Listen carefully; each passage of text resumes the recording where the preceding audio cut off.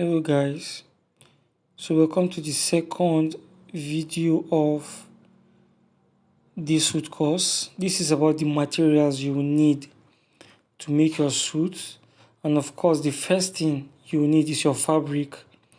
As you can see, mine is this green, yeah.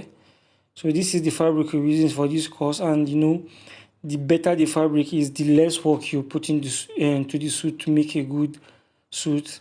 So the next thing you will need is your lining, and also you need a lining that is relatively thick, not too thick and then not too light, just in the middle, somewhere in the middle. And then you need your shoulder pads, and these are my shoulder pads. Of course, you just need a pair. That's two, one for the left shoulder, one for the right shoulder. You just need a pair, and these are my shoulder pads. All right, so the next thing you need is your wadding, and this is my wadding. It comes in different colors and different thickness. So this is a very light one. What I do is I get a light one and then I double it and put it on the chest, and then I put some on the collar. So this is all I need. And then another thing I didn't put in this video is hairstay, but we'll see when we go forward. So you need a hairstay.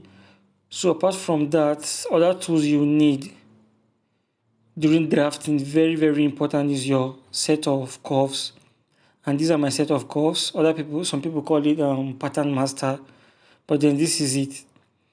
So you need this, like you can't if you need to get accurate cutting, accurate drafting, then you need all this.